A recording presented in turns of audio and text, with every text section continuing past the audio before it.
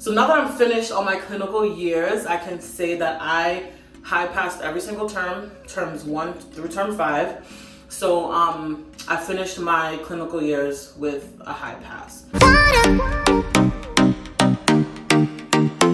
What's up, everyone? I know it's been a really long time, but I am here just to give you a little recap of term 5. Term 5 ended for me like a month ago, but a lot of things have been happening since then, so I'm here now. So term 5, this recap is going to be really short because my term 5 is going to be very different than other people's term 5. Just because I was in the only class that did the entire 2 years online of preclinicals, and now SGU is going back to having people on site, which is really nice. So some things might be different. So the first thing that I'll do is I'll just cover like what modules we had in term 5, what things we had to do during term 5 to prepare ourselves for the STEP exam, and all that stuff. All right, so term 5 itself consists of 4 modules. The first one is MNI, and that is kind of an extension of term 4. So the same way that we had farm, path, things like that, MNI it has the same structure as the other term 4 modules. So what you'll see is we kind of just do a second pass of neuro stuff. We just studied neuro more in depth, and again we just do the path, micro, and farm. So it's an extension of term 4. It's like they couldn't fit term 4 into term 4, so they put it in term 5. And then the rest of the module is have CPRH, which is cardiopulmonary, respiratory, and heme. Then we have GORE, which is GI, endo, reproductive, and then we have DNPR, which is neuro stuff. Again, it's like neuro, derm, stuff like that. So the way term 5 is structured, it's really just like a third pass of all the material. So your first pass was like in term 1, term 2, term 3. And then in term 4, you kind of have a second pass, but it's more in depth with the path and the farm and micro. And then term 5 is like a third pass of all the material. So they'll tell you like in your introduction to the course that it's like a 3-tiered staircase, a winding staircase or something. And that's like our third pass of the material. So term 5 the structure is kind of weird. It's really just like the lectures that are given are just very vague and general. So I know some people who said that they didn't really look at the lecture material because it didn't help them. Some people said they strictly did things like UWorld and use first aid. Me personally, I would do a first pass of the lectures that they gave us, but half the time I would attend lectures and just like click in on Turning Point to get my attendance points. But during lectures, I was either doing questions or I was reading first aid. And ultimately, I would look at the lecture on my own time. I would look at the PDF on my own time. And then I would just use UWorld, Question Bank, and first aid, and Pixarize and Sketchy to really just get me through. And overall, I did well in the term. So I ended up, so now that I'm finished all my clinical years, I can say that I high passed every single term, terms 1 through term 5. So I finished my clinical years with a high pass. So my biggest advice for term 5 is to start getting familiar with the materials that you're going to use for STEP studying. Just because, you know, the time flies by really quickly. And yes, you have to pass term 5, but you also want to be prepared for STEP.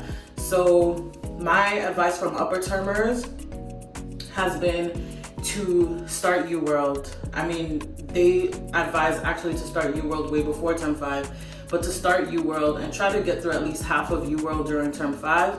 And then when you're doing dedicated, get through a full pass of UWorld. So at least you would get through a pass and a half of UWorld.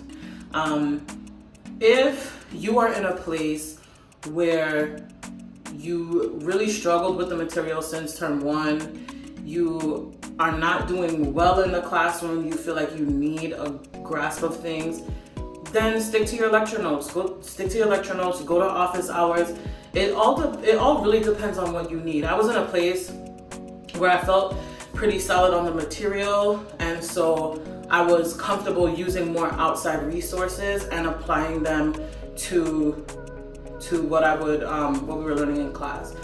So for example, if we had a module where we were learning neuro, I would look at how many weeks the module is, and I would go on UWorld and look at how many neuro questions they had, and I would try to my best.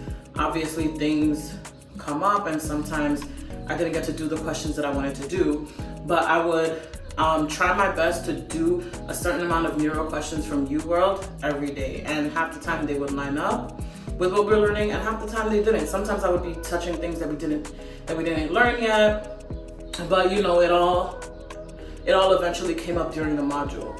So then I would also, whatever we were learning that week, I would look it up in first aid and I would annotate first aid to just help me like understand what first aid is highlighting and what, you know, I would expect to see on STEP, and also what I would expect to see on my module exam from SGU. That's really it. Now term 5 is a lot because you also have to do a lot of paperwork for signing up for STEP.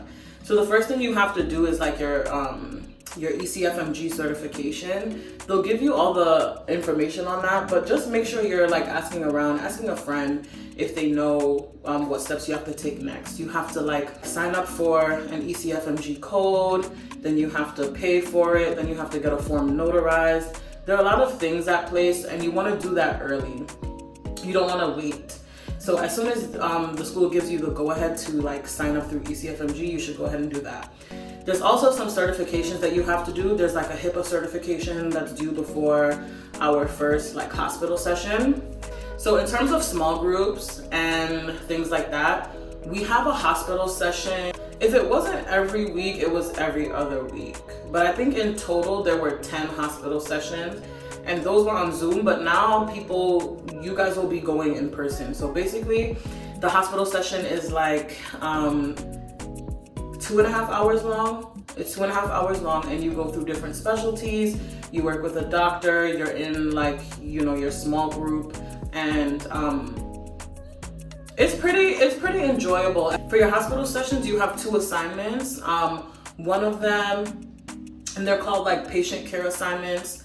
You basically like choose one of your favorite hospital sessions, and you basically write like a SOAP note, and then you write a reflective essay, and then you also do like an evidence-based essay, choosing some kind of question from your case and supporting it with evidence-based medicine. They'll give you the outlines for that, but you have 2 of those assignments.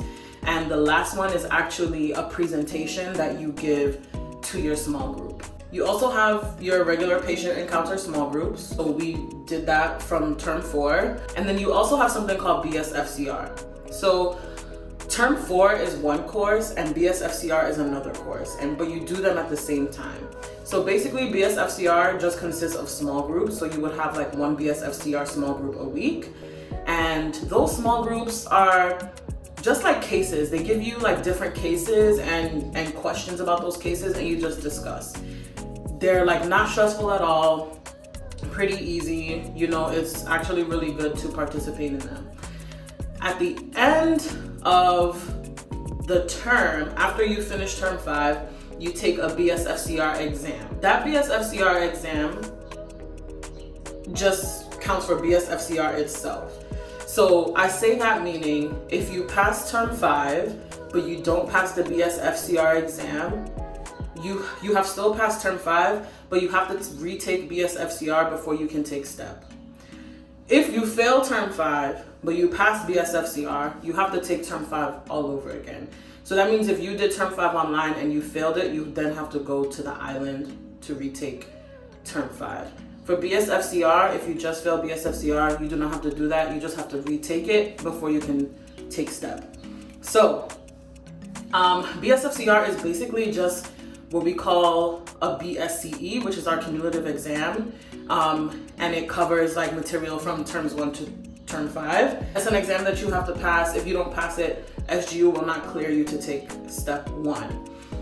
I personally did not pass Bsfcr, so I have to retake it in about a month. And then when I retake it in a month, SGU will give me the go-ahead to sign up for STEP exams. So right now, what I'm doing, I'm studying for both Bsfcr and Step 1 together. For me, it's really a blessing in disguise because I have more time to take STEP. So right now, I'm not in my dedicated period. My dedicated period will start for me on July 6th. And so, yeah, I've just been using this time to get yet another pass on the material. I'm doing my questions at my own pace. I'm studying for Bsfcr at my own pace. I'm able to enjoy some of summer, which is really nice. My mental health is intact, so I plan to take STEP in mid-August so that I can start my rotations by the end of September. And as long as I start my rotations before mid-October, late October, then I'll be on the right path to, start clinicals on time. And when I say on time, I mean that it doesn't delay graduation or it doesn't delay me applying for the match. So I'm in a really good place right now. Bsfcr exam was the only exam that I ever failed in my history of medical school. And I feel like that really happened for a reason. Like, I really needed this time. So yeah, I'll keep you guys updated on Bsfcr. Obviously, there's no failing the next one. I'm going to pass the next one, and then we will be in full Step 1 study mode. Between Bsfcr and Step 1, there are a bunch of different courses that SGU requires you to take. They're like on our school website, and you just have to like pass them and send them verification that you passed.